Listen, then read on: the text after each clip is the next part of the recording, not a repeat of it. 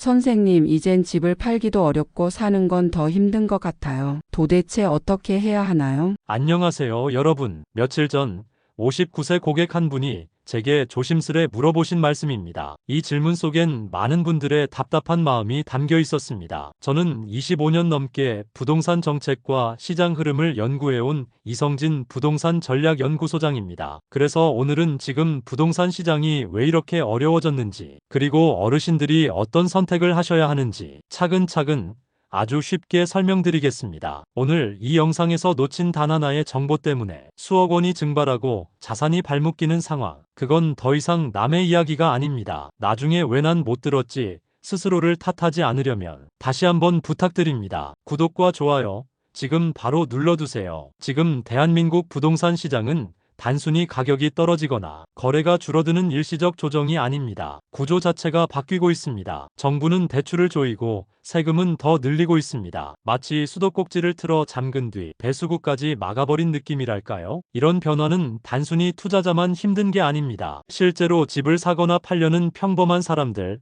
특히 노후 준비를 부동산에 의존해 오신 어르신들께 큰 영향을 주고 있습니다. 이제 수도권과 규제 지역에서는 집값이 얼마든 대출은 최대 6억 원까지만 가능합니다. 아파트가 15억 원이면 9억 원은 현금으로 준비해야 하죠. 30억짜리 집을 사려면 24억 원을 가지고 있어야 합니다. 실제로 며칠 전 강남에서 28억 원 아파트를 팔려고 하시던 어르신이 계셨습니다. 매수자가 나타났지만 대출이 부족해서 계약이 무산됐습니다. 너무 안타까운 일이죠. 예전엔 전세 대출이 비교적 쉬웠습니다. 하지만 요즘은 실제로 살 사람인지 꼼꼼히 심사합니다. 입주하겠습니다. 말만 가지고는 안 됩니다. 또한 전세 대출 보증 한도가 예전보다 줄어서 5억짜리 전세면 예전엔 4억 5천까지 가능했지만 지금은 3억 후반까지도 떨어지는 경우가 있습니다. 이러니 젊은 부부들은 전세 계약을 포기하거나 서울 대신 경기도, 더 멀리 지방까지 가야 하는 상황입니다. 전세 세입자 구하기가 어려워진 집주인들이 이제는 월세로 돌리는 경우가 많아지고 있습니다. 이건 단순한 흐름이 아니라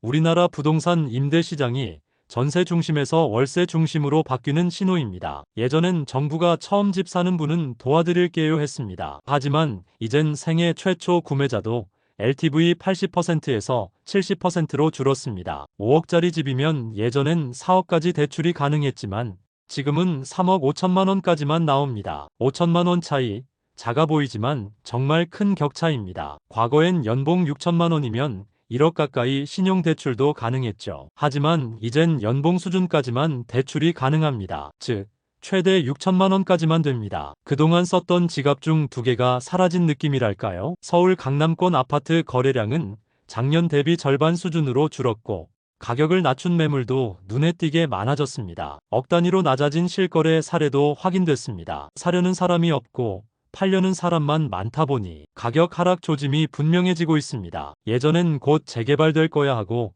비싸게 사신 분들도 계시지만 요즘은 정부가 재개발 기준을 더 까다롭게 보고 있습니다. 기약 없이 오래 기다리면서 세금과 관리비만 계속 나가는 상황.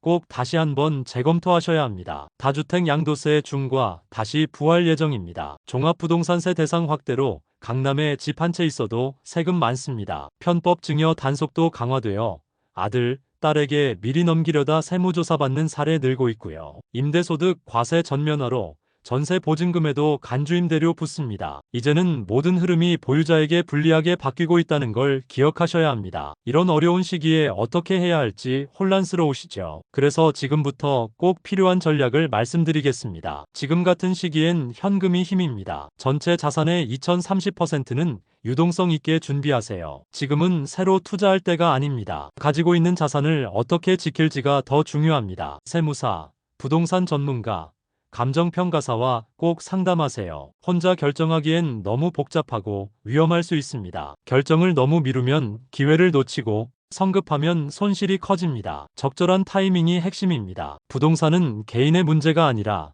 가족 전체의 문제입니다. 충분히 의견 나누시고 결정하세요. 두 어르신의 실제 사례가 있는데요.